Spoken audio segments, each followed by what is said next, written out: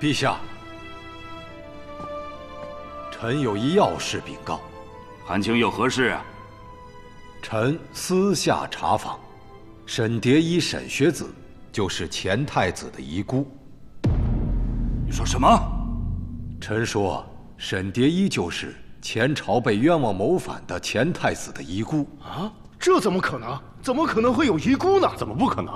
当年前太子带着前太子妃逃跑，前太子妃怀着身孕，死在路上，但并未找到尸首。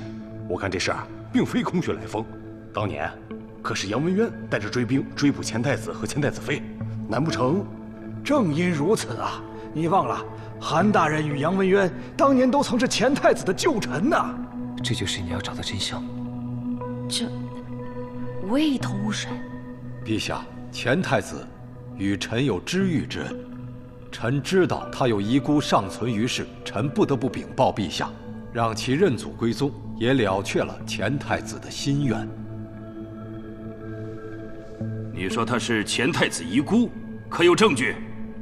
他身上的丝南佩便是证据。臣私下查问过，这丝南佩就是他娘亲留给他的。上次他是为了试探我。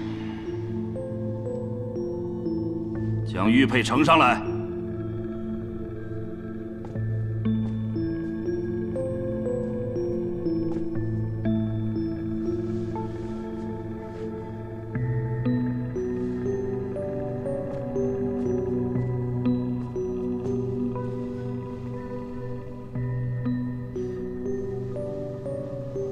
这确实是先皇所赐的丝南佩。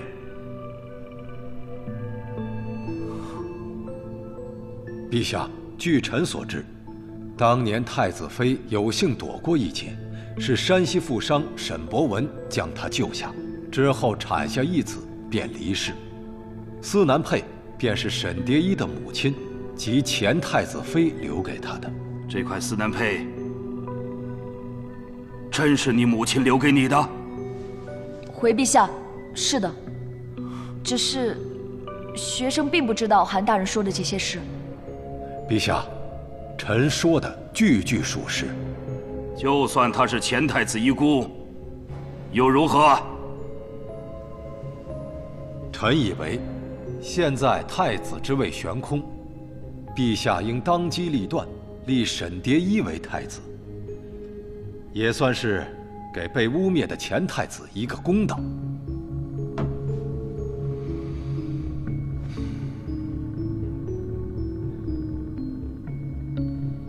陛下若不信，大可派人去调查。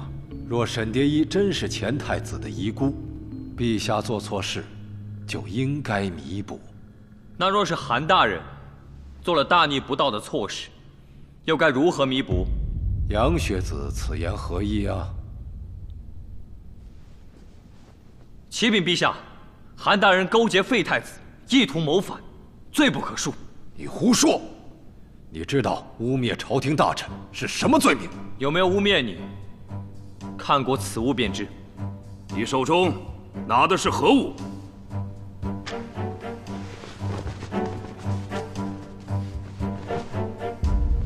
这是刺杀屠御史的那把剑。当晚屠御史本想将韩大人贿赂朝廷命官的证据呈给陛下，但没想到他还未入宫就被刺杀了。你一会儿说我勾结太子，一会儿又说我贿赂朝廷官员，这会儿拿着这把剑言有所指，我不是要将那刺杀屠御史的污水泼到老臣身上吗？若韩大人还不肯认罪，学生还有人证。人证呢？此人受韩大人胁迫已久，被迫做了很多错事，但此次太子谋反，若不是他提前知会，我们也无法准备。他身陷险境，将韩大人的罪证拿出，并主动呈上，希望陛下能给他一次机会，将功抵过。若你所言属实，朕就饶恕他的罪过。谢陛下。宣人证。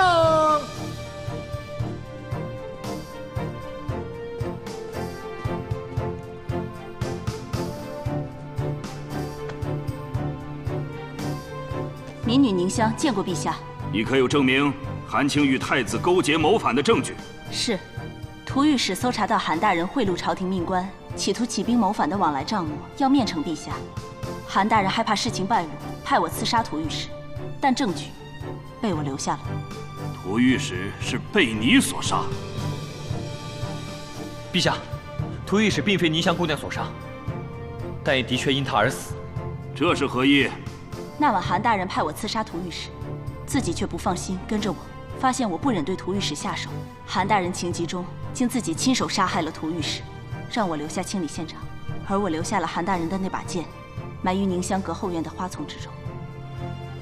陛下，此女乃长安城有名的酒楼宁香阁的老板，常年迎来送往，不知收了谁的好处，竟构陷老臣。请您千万不要相信她的一面之词。陛下，子安可以作证。宁香姑娘刚刚才拼死抢回韩大人贿赂官员的账目。你是说，这个女子有韩青贿赂官员、意图谋反的账目？正是。哼，仅凭一把破剑及一个账簿，几句似是而非的话，就想给老臣定罪吗？陛下是不会相信的。陛下，请给老臣做主。韩大人，宁香姑娘和杨子安是否构陷于你？陛下只需找专人仔细核对一遍账目，再将账目有关人员都调查一遍，便可水落石出。陛下，子安还有一样政务想要呈上。何物？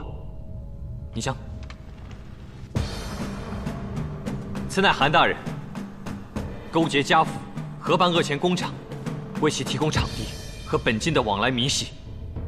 呈上来。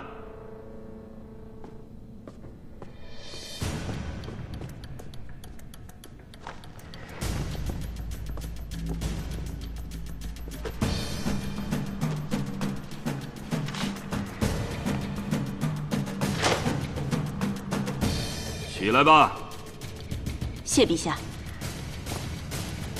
这，你又是从何得来？三四个，站住！站住！别跑！三四个，站住！韩大人命我偷回杨大人府中私藏的账目后，便一直派专人把守，民女无法靠近。我知道韩大人将起兵谋反，近日定会疏于防范，这才通知了杨学子等人。今日在他们的帮助下，才顺利拿回账目。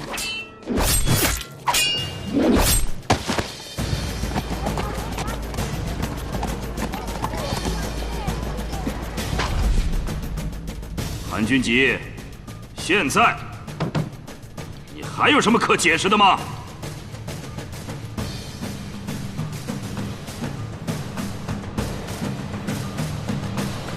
这些都是臣做下的，你又能奈我何？我是坏事做尽，十恶不赦。可你，我尊敬的陛下，为了权势，为了皇位，你陷害兄长，让他含冤九泉。今天，你的亲生儿子，你亲封的太子，为了皇位背叛了你。真是天理昭昭，报应不爽啊！韩大人，你就别再执迷不悟了。执迷不悟，拿回自己的东西怎么能是执迷不悟？你的父亲是当年的太子殿下，那是真正应该继承大统的人。我忍辱负重了20年，就为了这一天。君集，朕敬佩你为我的皇兄一片忠心，但你怎么能做出这种冒天下之大不韪的事？冒天下之大不韪？他还敢说冒天下之大不韪？我当初迟回来一步，就没能救下太子，让你的阴谋得逞。我恨，我恨。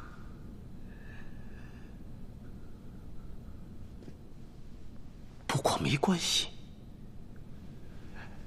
如今还有他，前太子的亲骨肉，我今天要把你的江山夺回来，还给他。韩军旗，你放肆！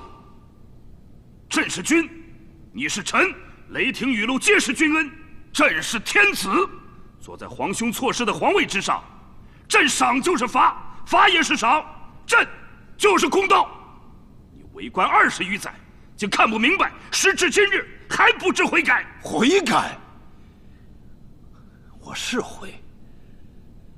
不该没让太子杀了你以绝后患，反而害了他的性命。悔，有错才有悔。错在卖主求荣的杨文渊，错的是你这弑兄夺位的贼子。看看你面前这个人，他才是天选之子，他才是大禹真正的太子。韩大人，你机关算尽，却始终算不到这天意。天意？你可知，我并非男子。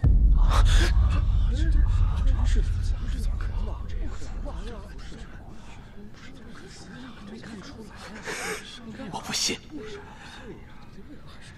陛下，学生沈蝶衣乃是女儿身，请陛下恕罪。这是怎么回事？沈蝶衣怎会是女子？这怎么可能？沈蝶衣怎么可能会是女的？上医馆怎么会有女子进入啊？不会的，不会的！你骗我！你骗我！你是骗我吧？啊！韩大人，你步步筹谋，千算万算，可还是输给了这天意。我为太子招兵买马，就是为了让他尝尝至亲背叛的滋味。后来我又发现前太子有遗故，我就想在太子谋反之后再夺了他的位，把这江山，把这皇位名正言顺地还给你。可我没想到，可你万万没想到我是女子。韩大人，你收手吧。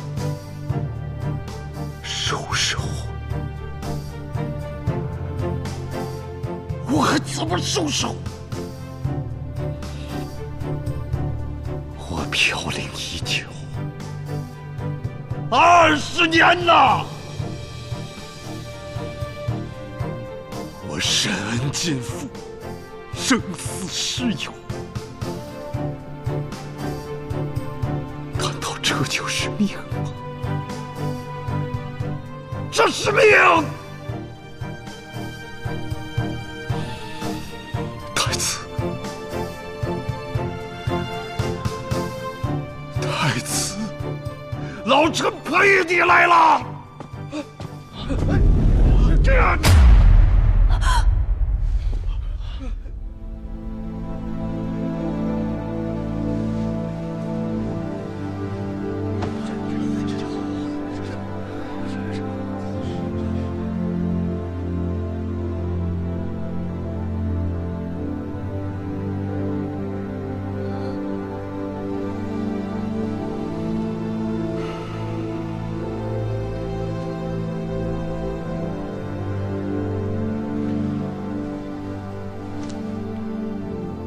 沈蝶衣，你居然是个女子！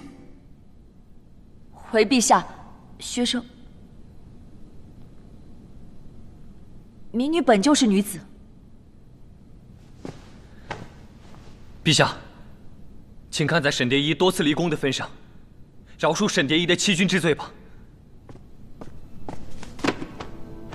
请父皇饶恕沈蝶衣欺君之罪。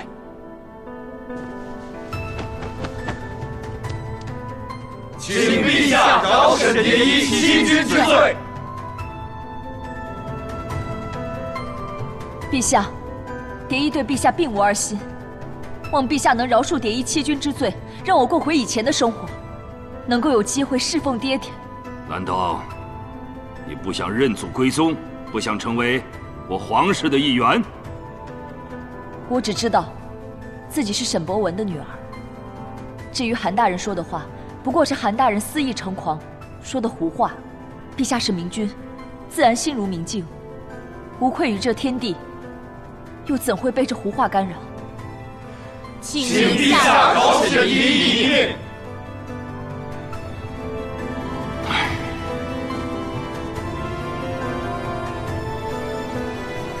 兵部尚书韩君集谋朝篡位，证据确凿，但念在其一片忠心，赦免其九族，贬为庶民，并捉拿其党羽，一个都不可放过。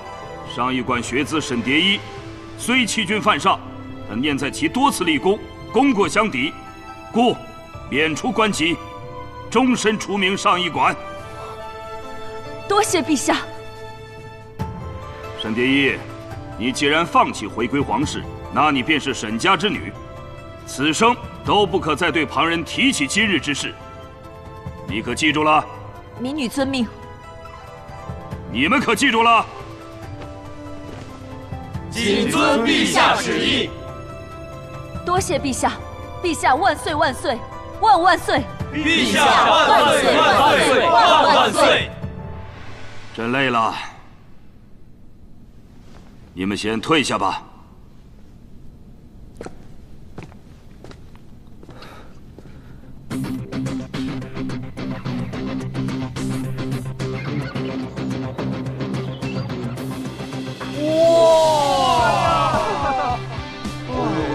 真好看！与大家同窗4年，虽然女扮男装并非我本意，但毕竟是欺骗了大家。我沈蝶衣在这里向你们致歉。没事的，没事的，大家同窗4年嘛，不用道歉。以前都有得罪，希望沈姑娘不要介意好吗？沈姑娘来我这边坐吧。小姑娘，你别提他的，那边有什么好的风大，容易着凉。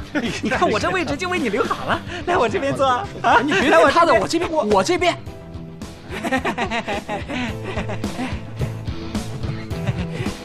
沈蝶衣，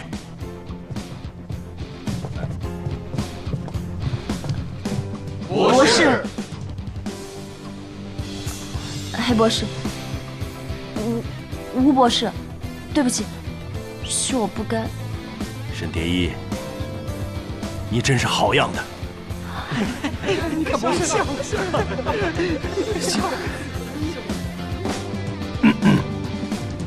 沈蝶衣身为女子，不仅学业优异，与杨子安一起拿下上一馆头名，还破奇案、上战场、立功绩，可谓巾帼不让须眉啊！此言差矣，沈蝶衣哪里是不让，那可是压过这些学子们许多呀。你们可得向沈蝶衣好好学习才是啊！是，学生一定谨记教诲，会向沈姑娘多多讨教的。那你唠叨我呢？沈蝶衣，虽然今日陛下已经下旨除去你在上一馆的学籍，但在老夫的心中，你仍是个优秀的学生，是这些学子们的榜样。一日为师，终生为师。学生不会忘记博士对我的教诲。哦，对了，陛下虽然除去了你的学籍，但特准你参加几日后的结业礼。可是结业礼不是？陛下感念结业礼乃是你们这些学子们的大事，被其他事情扰乱，所以准备在上一馆为你们再补办一个，到时候还会请你们的家人到来。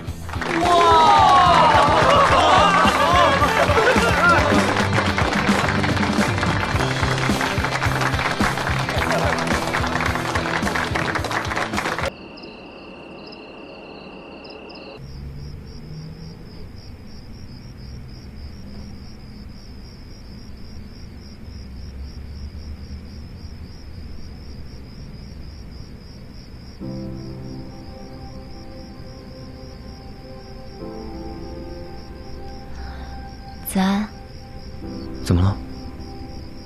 为何要辞官啊？这不是你一直以来的梦想吗？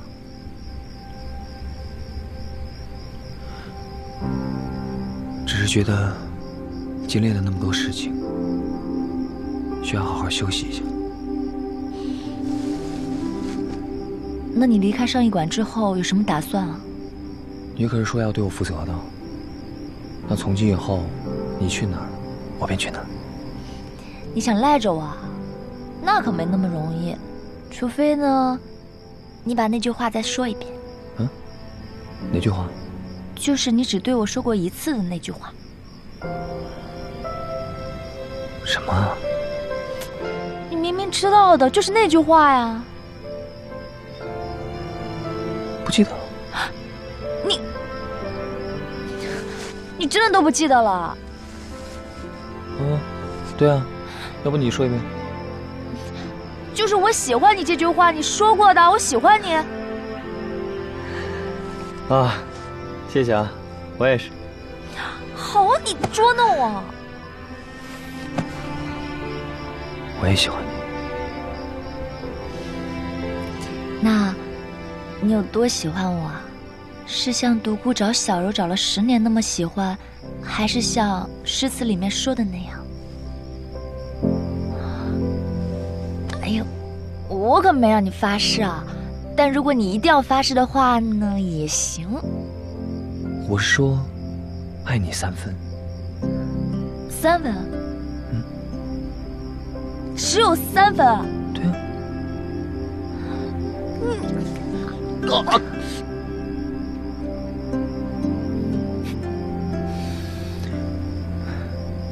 怎么了？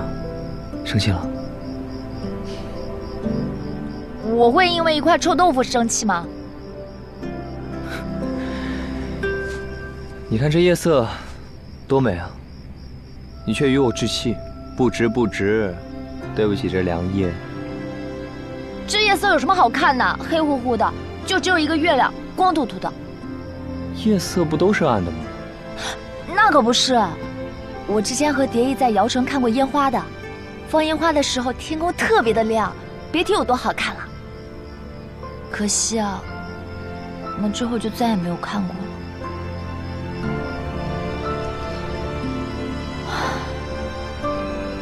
怎么又突然叹气了？没有，只是想起蝶衣了。当初来到这儿的时候，真的没有想到会是现在这个样子。那当初你是怎么想的？当初呢，只是想着帮蝶衣查明身世，之后就在长安开一个酒楼。没想到进了上驿馆，遇见了你们，竟然还上了战场。但是最初真的只是想当一个厨子的。我原本以为你说想当个厨子是开玩笑。原来是真的，当然是真的。你肯定想象不到，当你做出来的东西被别人吃掉之后，看到他们满脸幸福的样子，你有多么的心满意足。所以说，我一定要当一个好厨子。完了，怎么了？那我以后岂不是要变成个大胖子了？杨学子啊，我看你是想多了。就看你刚才说的那些话，你那个表现，我打杂都不会让你打的。我怎么会是打杂的呢？你要是老板娘的话，我自然是要当老板了。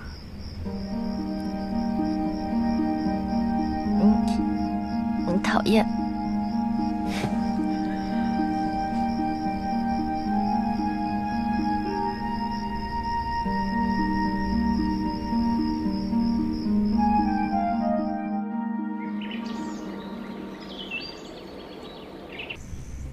独孤暮雪，华儿呢？一会儿就到。恭喜毕业，谢祭酒博士。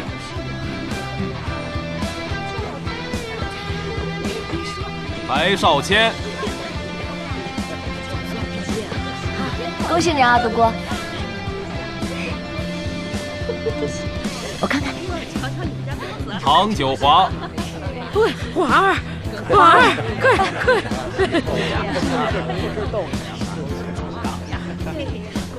恭喜毕业，多谢祭酒博士。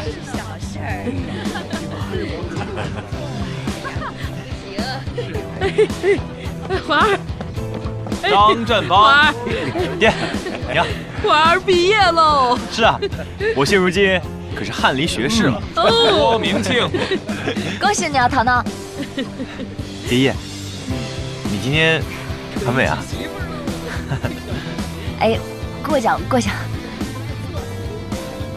这算盼到了。自从那日我们从大殿回来之后，就再也没见过心远，也不知道他在忙些什么。太子现在被废，心远身为二皇子，你说他能忙些什么？你的意思是，心远他现在？杨子安，现如今心远不在，蝶衣你又被除名上一馆，没想到今日这毕业典礼也没有办法将我们上一馆五子给聚齐。恭喜杨学子。哎，没关系了，陛下可以法外开恩，让我来观摩你们的毕业典礼，我已经很开心了。多谢祭酒，多谢博士。啊，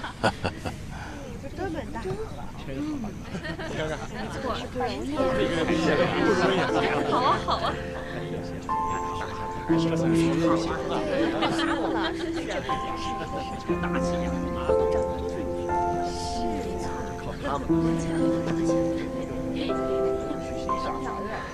哥。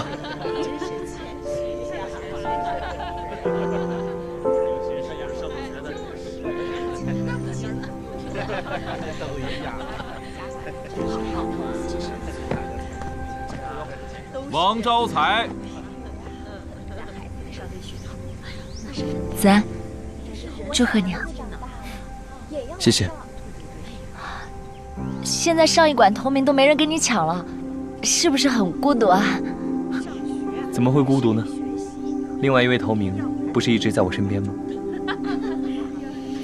大家听我说，告诉大家一个好消息，今天的毕业典礼，陛下特意派来宫里的画师为我们绘制结业画像，大家还不上台来？还画画像？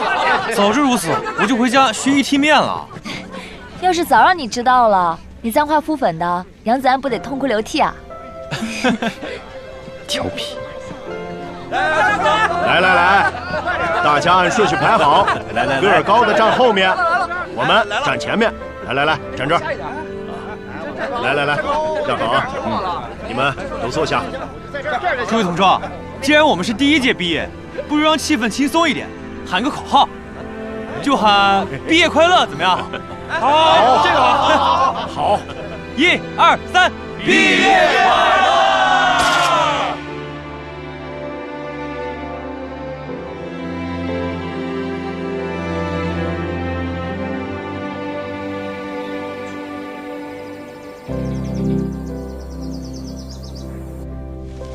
父亲大人，见信如晤，一一庆幸未辜负重托，已将蝶衣身世查明，小姐在天之灵，终可得以慰藉。这可是关乎到一辈子的大事啊！老爷，我愿替蝶衣嫁去长安，帮她探清亲生父母的消息。老爷，沈家和蝶衣对我恩重如山，您就成全我吧。依依离家4年，在4年间，依依在上一馆勤学，不仅结交到了志同道合、生死相交的好友，更是寻得了可以依托终身之人，令依依得偿所愿，准备在长安开一家属于自己的酒楼。依依不孝，未能在父亲大人膝前尽孝，还望父亲大人多多珍重。他日，女儿务必携爱郎回乡拜见。不孝女，沈依依拜寿。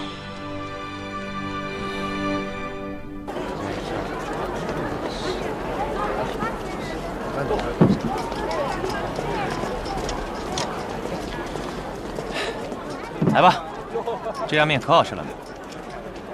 怎么了？爹没了，我的家都没了，沈大哥也不是沈大哥，我什么都没了。怎么会？你还有我啊！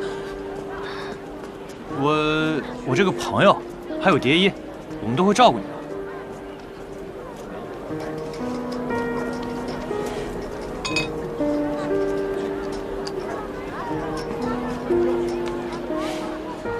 喏，发什么呆呀？拿着。你别再说你什么都没有了，你现在可是可以制造彩虹的小仙女。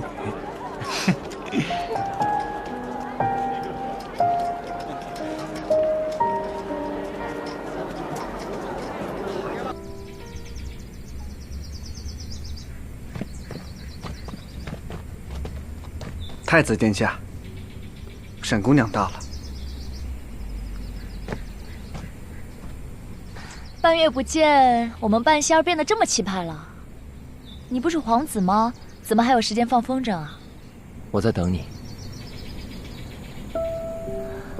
这是什么风筝啊？鲤鱼风筝。你不是最爱风筝吗？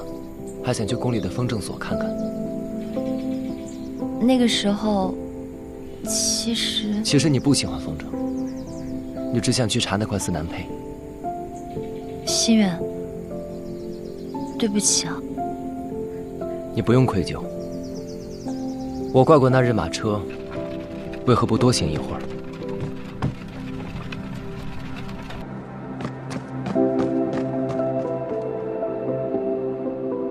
也悔过那夜在湖边，没有将风筝给你，向你表明我自己的心意。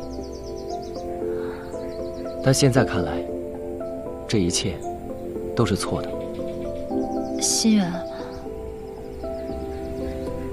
方才我将这鲤鱼风筝放上天之时，突然明白了，鲤鱼本应该在水里，而人却将它放到空中，这是错的。就像你是我妹妹，我喜欢你，也是错的。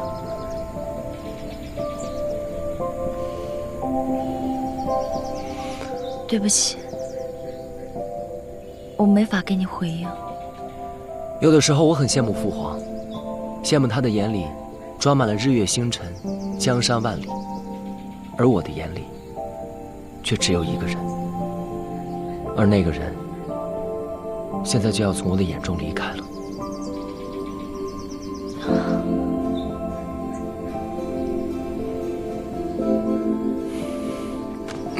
心愿，风筝。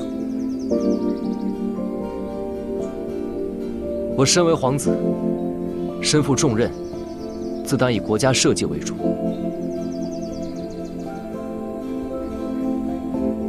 心愿，你一定可以的。第一，你一定要幸福。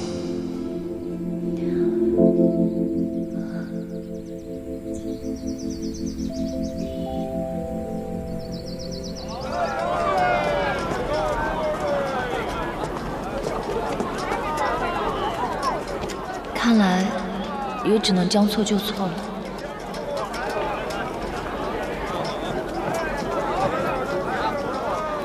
第一，哎，想什么呢？喊你半天都没反应。哦，没想什么。你怎么在这儿？我还没问你呢，你跑哪儿去了？我刚刚去见了半仙儿，现在打算回上驿馆收拾东西了。先别回去了，跟我去个地方。去哪儿？一会儿你就知道了。哎呀，走了，走了。啊！哎，你干嘛呀？带我来宁香阁干嘛呀？你来了就知道了。你看，你们都在这儿啊？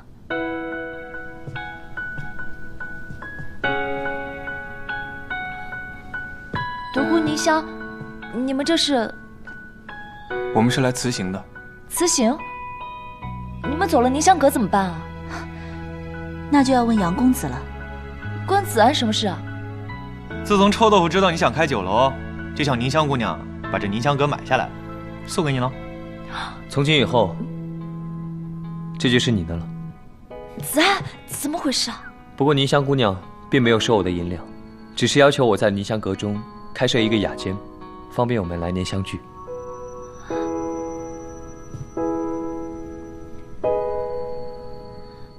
这真的是我的啦！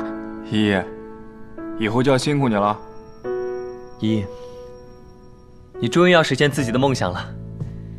你看这酒楼，我们应该怎么规划一下？子安，谢谢你。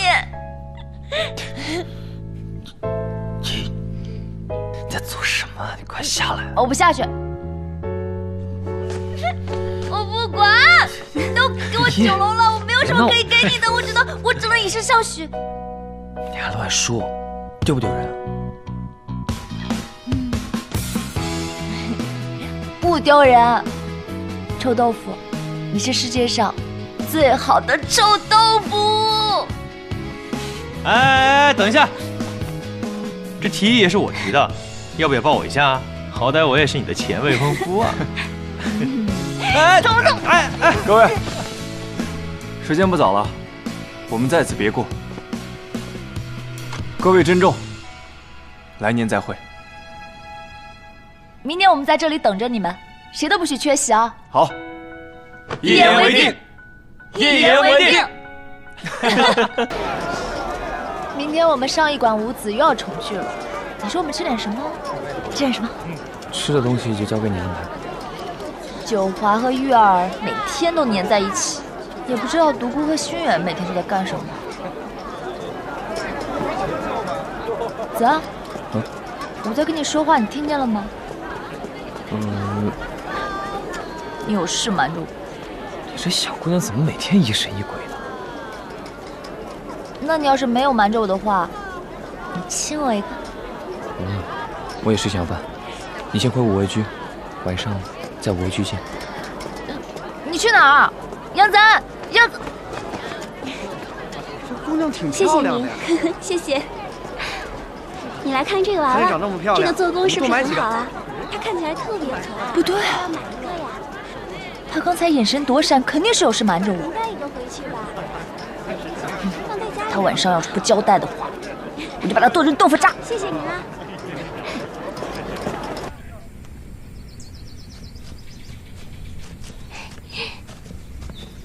哎，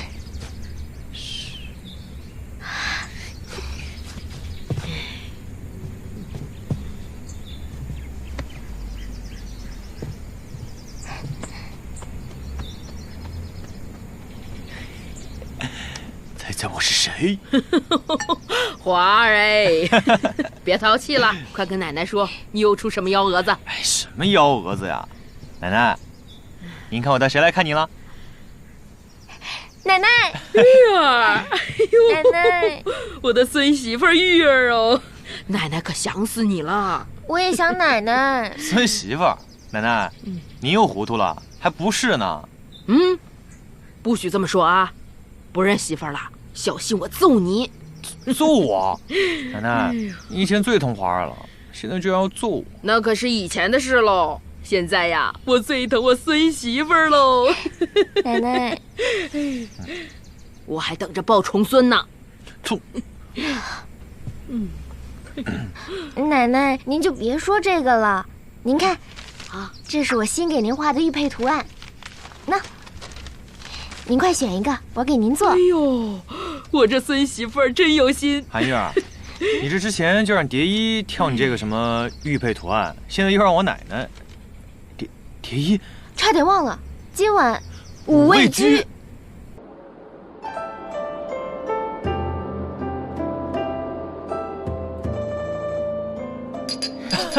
上菜了。总算来了，可饿死我了。嚯，依依，今天的菜可真丰盛啊！依依在，何事不丰盛啊？蝶衣，看这些菜的品相，你这酒楼办的是有声有色的呀。那当然了，怎么说我也是老板娘了。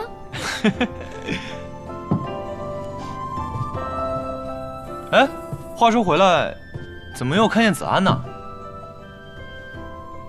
哎，我们不等他了，我们先吃。哎依依啊，好久没吃过你做的饭了，我得好好看看你这个五味居的老板娘厨艺到底有没有退步。既然今天上一馆五子来到我这五味居重聚，那我这5道菜必然有它自己的寓意。寓意。首先，这第1道菜蟹酿橙，对应五味之中的酸。不错，既有新意又有新意。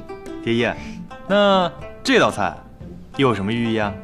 这道菜叫香透夹衣青。茱萸。没错。首先呢，将鱼用盐渍酱煮，再将鱼鳞和猪鱼一起熬制，熬得辣味之后，将滚汤淋到鱼上。食用的时候再撒一把猪鱼粉，妙不可言，对应5味之中的辣。那蝶衣，这道用荷叶包起来的，又是什么呢？这道叫琥珀杯青荷露华。嚯！哎，说白了就是荷叶粥。荷叶清香微苦，所以这琥珀杯青荷露华对应的就是5味里的苦，真是巧思。没错没错。那这5味当中就只剩下甜跟咸了。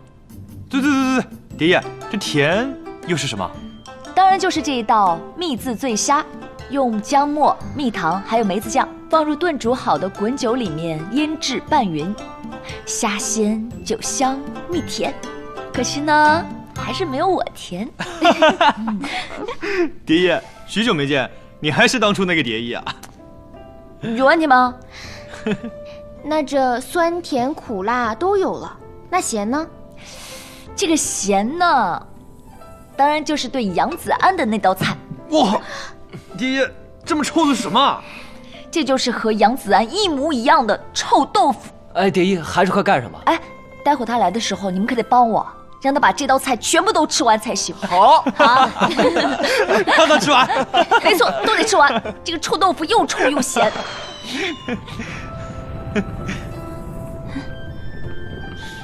这外面怎么回事啊？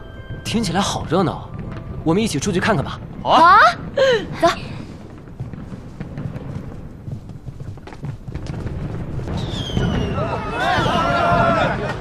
哇，是烟花呀！蝶衣，文仙，快来看！咦，快看，漂亮，好美啊！好漂亮！月，哇，你看，好好看。真的有人在放烟花。你看那个，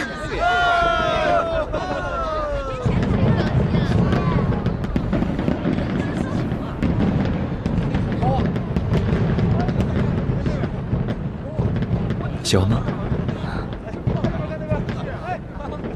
是你放的？你送我一碗臭豆腐，我还不得回个礼？那为什么是烟花啊？那日在上医馆赏月，你说起幼时和蝶衣共赏烟花，我见你十分怀念，便计划着让你再见一次烟花。原来你都记得。你说的每一句话我都记得。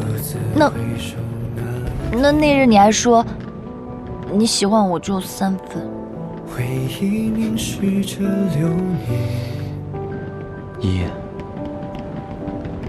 你知道我说的3分，可不是3分流水7分沉的3分，而是天下只有3分月色的3分。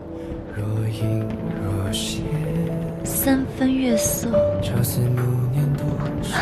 那就是10分。呈现许多画面，涌上心间，时间搁浅，难免。多想说出口，自从遇见你的那一天起，我的世界全都是你。也许每一次擦肩而过都命中注定，怎样才能尘封我和你的曾经，等待着回忆。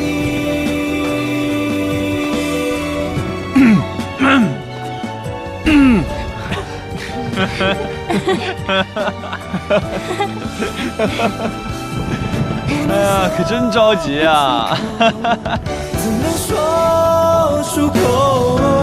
梦醒后爱却依然遥不可及。也许每一次擦肩而过都命中注定，怎样才能尘封我和你的曾经？多想说出口，自从遇见你的那一天起，我的世界全都是你。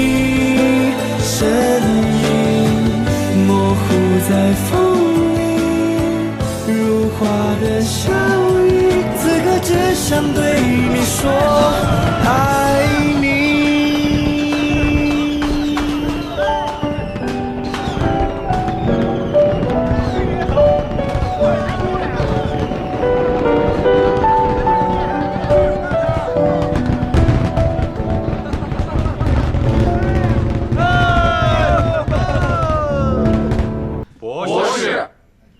走吧。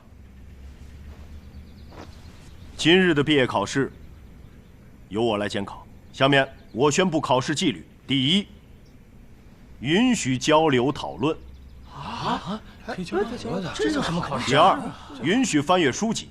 还能翻阅书籍？抄的吧？这怎么这好？这个考试，博士，允许交流讨论，那成绩岂不是有失公允？傻了吧你！咱们可以换到沈学子那边做呀。哎，我怎么没想到呢？你们在上一馆学到了什么，考的就是什么。你们只需要打开你们面前写着名字的锦囊，就知道该怎么做了。半个时辰后，我来收锦囊。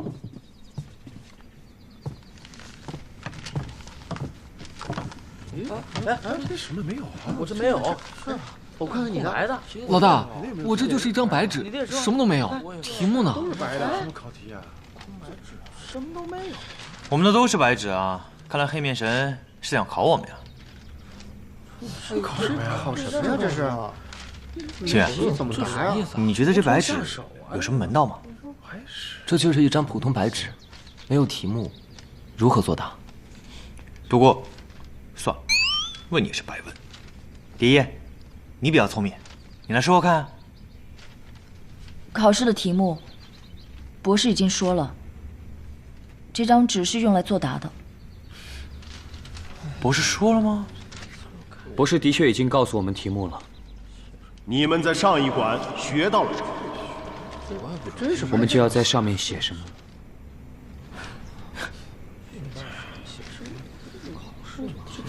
不是，好像的确是这个意思。原来考试这么简单啊！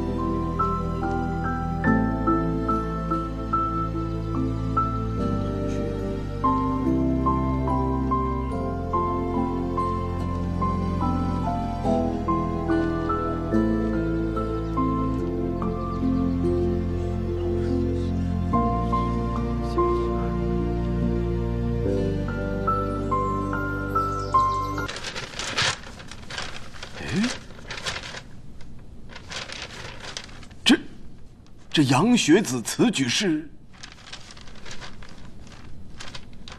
沈蝶衣。蝶衣啊，知道我找你所为何事？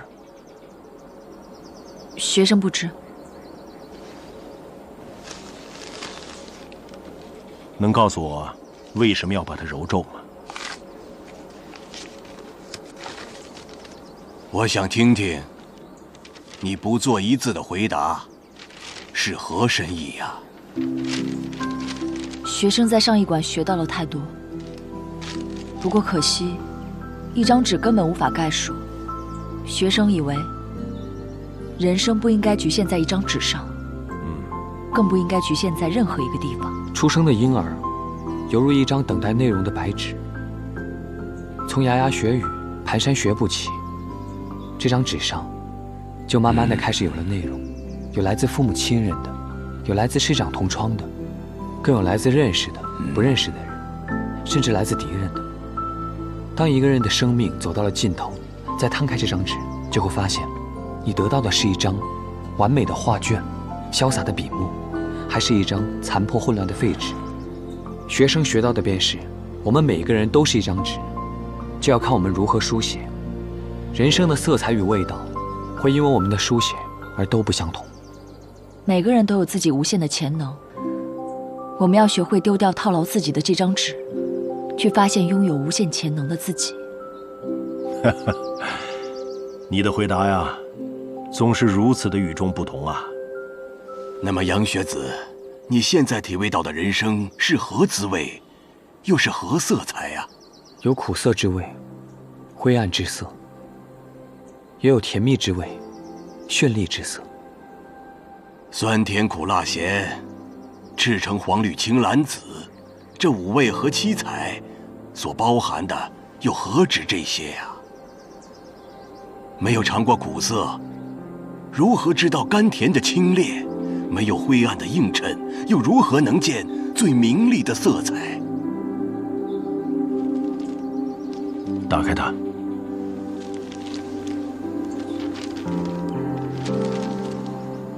如何？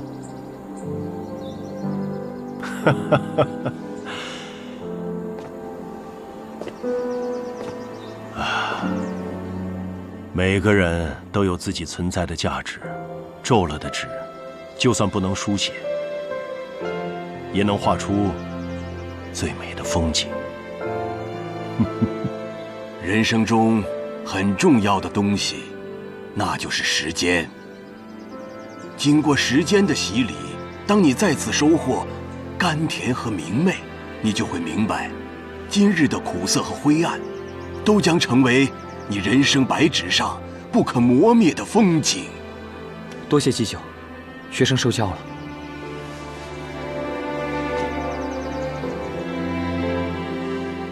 谢谢博士。去吧，去寻找属于你的风景。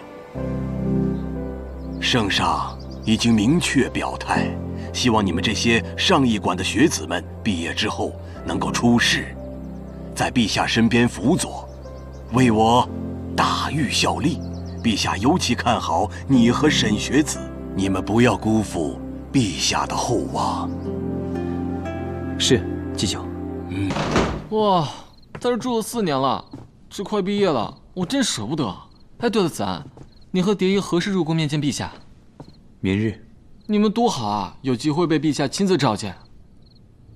子安，你以后要是飞黄腾达了，可千万别忘了我啊！今日也太热了，我先去洗洗睡了。上艺馆学子杨子安、沈蝶衣并列头名。今有上艺馆学子杨子安、沈蝶衣，勤勉好学，品行出众，德言俱佳，先破长安奇案，后击败东国使团，边境退兵有功，朕心甚慰。你们想要什么封赏？陛下，金银财宝、万亩良田，学生都不要。学生只要陛下一句话，还望陛下恩准。陛下，学生也不要封赏，只要陛下一句话。哦，你们二人这些都不要，都只要朕的一句话。你们想要什么话？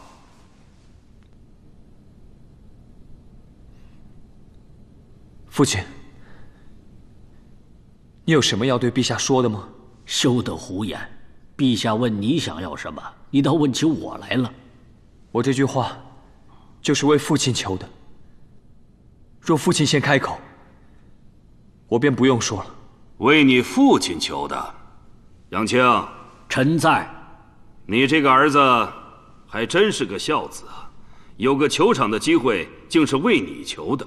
陛下，老臣除了愿大狱千秋万代，永世昌盛以外，别无所求。子安，你看你父亲不领情啊，还是你来吧，说吧，想要什么？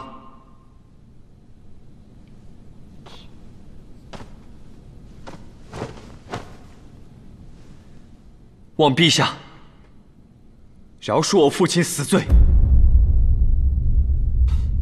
饶恕你父亲的死罪？杨清何罪之有啊？学生要向陛下举报家父杨文渊操纵恶钱案、儿童拐卖案。还有举报自己父亲的。杨子安疯了吧？还有这样的，这是白养的，这都是重视呀。安儿，朝堂之上，休得胡言。父亲，孩儿给过您机会，但您却放弃了。杨子安，你可知污蔑朝廷大臣、污蔑亲生父亲是什么样的大罪？学生知道，恶钱案和拐卖案这2起案件的真凶，就是我父杨文渊。陛下，臣不知安儿为何这样怀疑。之前，臣为了他的人身安全，并不想让他过多的参与到案件中来。可能正是因为这样的原因，才让他误会老臣了。你是说，这都是杨子安的妄言？请陛下宽恕他。父亲，您到现在还不肯认罪吗？杨子安，你有何证据？学生之前搜集证据，留下了父亲藏的一枚新恶钱。这枚恶钱的样式和其他恶钱并不相同，应该是还未流通在市面上的新恶钱的模板铸出。学生把它藏在了上驿馆，此事就在学生房中的柜子里。若陛下不信，派人一查便知。来人，在。去上驿馆搜查。是。陛下，还望陛下能一并搜查杨府书房，不许外人进入。除了上驿馆，一并搜查杨府书房。是。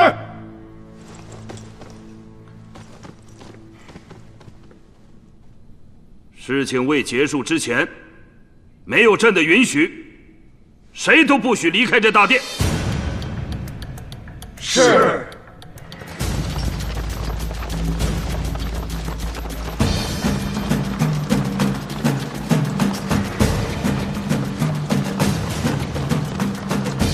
给我搜！这，你们，走！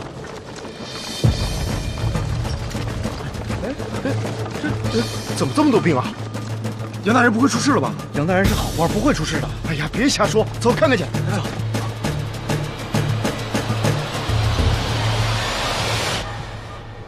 父亲，这是最后的时间，最后的机会了。安儿，没想到你居然真的告发我，幸好我早有准备。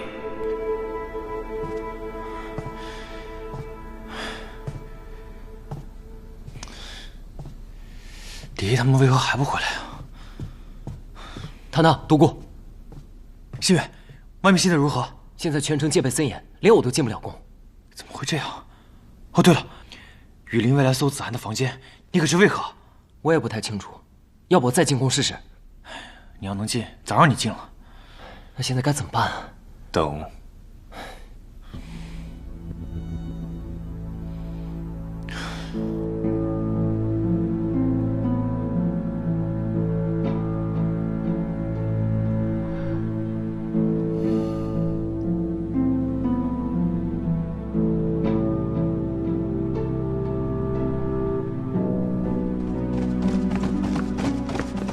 禀陛下，东西找到了吗？启禀陛下，奴才等已经将杨子安的房间仔仔细细、里里外外的搜查了个遍，但是并未发现杨子安口中的恶钱。杨大人书房中的暗格，奴才们也都搜过了，只有寻常的书画，没有恶钱。东西找到了吗？找到了，快，给我看看。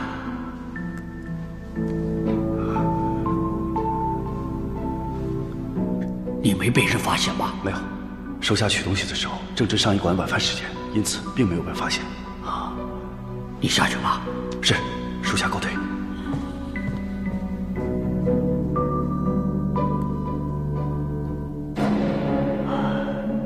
没想到安儿居然早就开始怀疑我了，还偷偷拿走了恶钱。只是他并未问过我，也并未向陛下禀报。他到底想干什么呀？大胆！你们把这里当成什么地方了？陛下息怒，臣回去以后一定严加训诫。父亲，您也失去了您最后的机会。启禀陛下，之所以羽林卫没有搜到恶钱，是因为真正的恶钱就在我身上。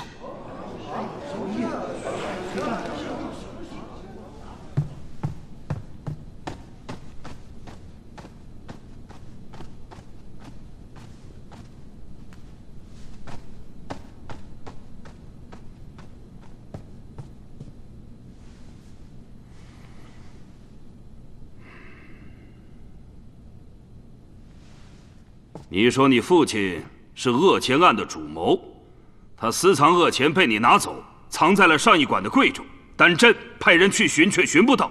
你现在拿出恶钱，说他自始至终就在你的身上，你可是在戏弄朕！陛下息怒，子安他绝对没有在戏弄陛下，他只是想给杨大人一个机会。这是何意？学生曾多次想跟父亲讨论恶钱案和拐卖案的细节，但父亲次次推诿，迟迟不肯调查。本以为父亲调查屠御史遇刺之案分身乏术，直到那日我看到父亲他行动诡异，又在案柜中发现了新样式的恶钱，我才起了疑心。学生知道，铸造恶钱和拐卖人口乃是十恶不赦的大罪。学生不肯相信自己的父亲会做出如此丧尽天良之事，所以没有立即禀明圣上。直到子安找到了证据，证明我父有罪。身为人子，父亲有罪，想让父亲主动自首认罪，可身为人臣，欺瞒陛下，是大不忠之为。就在子安陷入两难的时候，学生给了子安一枚前朝钱币。前朝钱币？正是，这是学生从一个古董商贩那里讨来的前朝钱币。这是他给自己，也是给杨大人的机会。父亲，你明白我在说什么吗？你现在向陛下告罪，还为时未晚。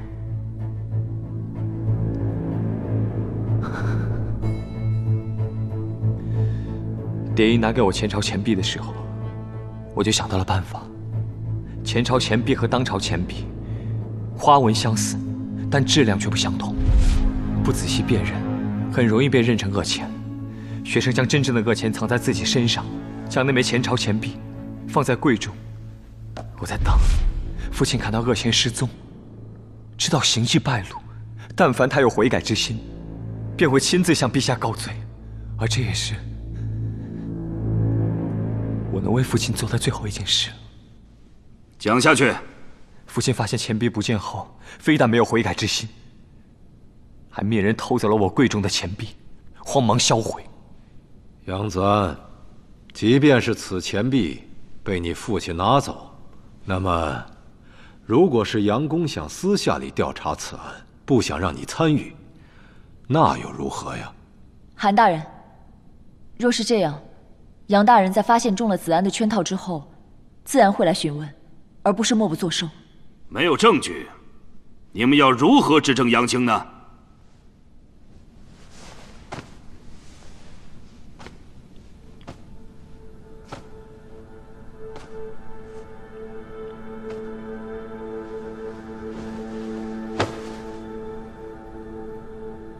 子安依扣生父，多谢父亲养育之恩。父亲谆谆教导，孩儿铭记于心，恩情未报，便对父亲产生了猜疑怀疑之心，此乃大不孝。但求来世做一对寻常父子，耕种劳作，共享天伦，不再谋权追利，沉浮宦海。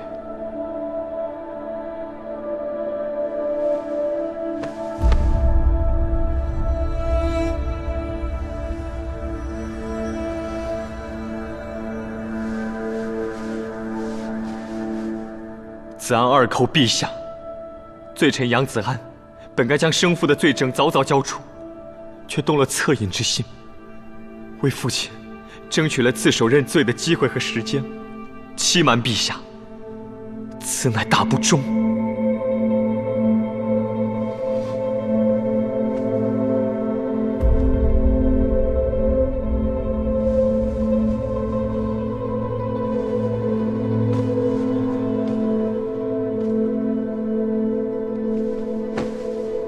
子安三叩天地，为被恶钱所害的商贾，为那些千千万万因我父亲受害的百姓，我若再为父亲隐瞒，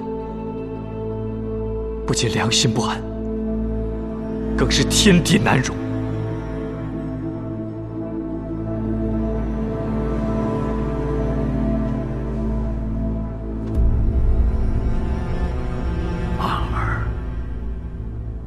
又为何如此啊？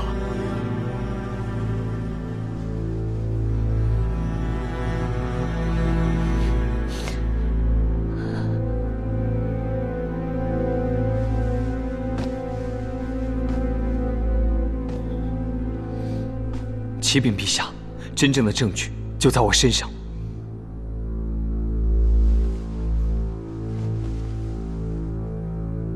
呈上来。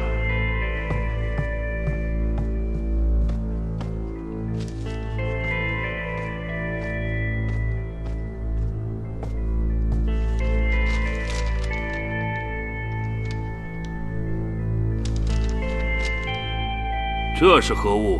此乃制作恶钱的模板图纸。陛下，可用刚刚我手上那枚恶钱，与这图纸对比便知。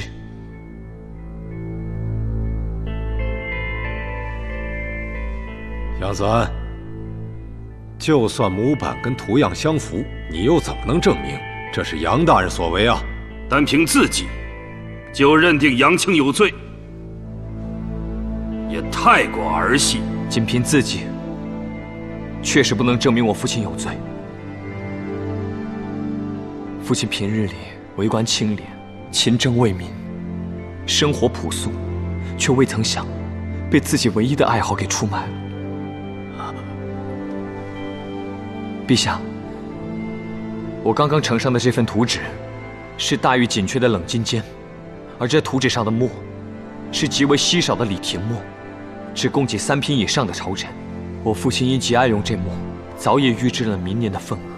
墨块乃是墨工所造，每年的墨块都会有些微不同，这各中区别，陛下请一墨工一辨便知。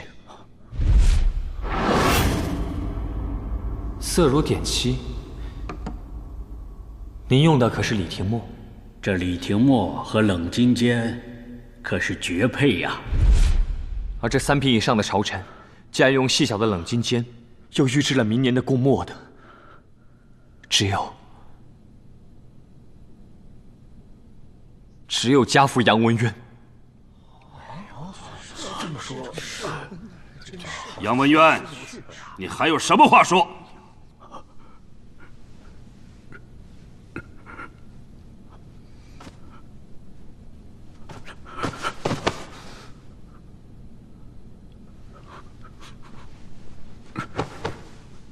罪臣杨文渊无话可说。来人！陛下，请陛下开恩，饶恕我父亲的死罪。陛下，您是真龙天子，金口玉言，杨子安用他上一馆投名的封赏换您一句话，你可不能食言。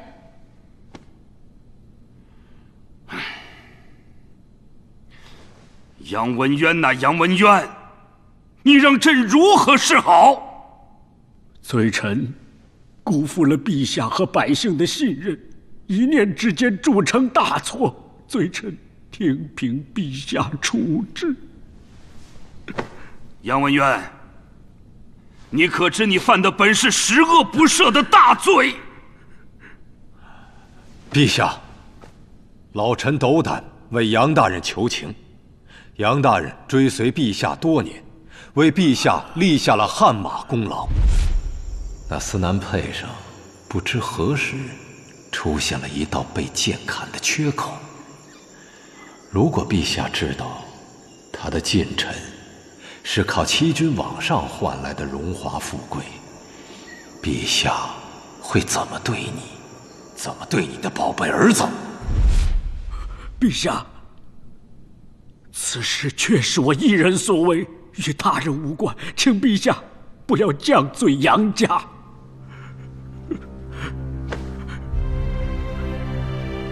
朕自会秉公处理，但君无戏言，我既然答应了你儿子，免你死罪，便不能反悔。死罪可免，活罪难逃。来人，将杨文渊押入天牢，交由三司核查商讨，全部财产充公。3日后发配边疆，永远不得再回长安。谢陛下隆恩。谢陛下。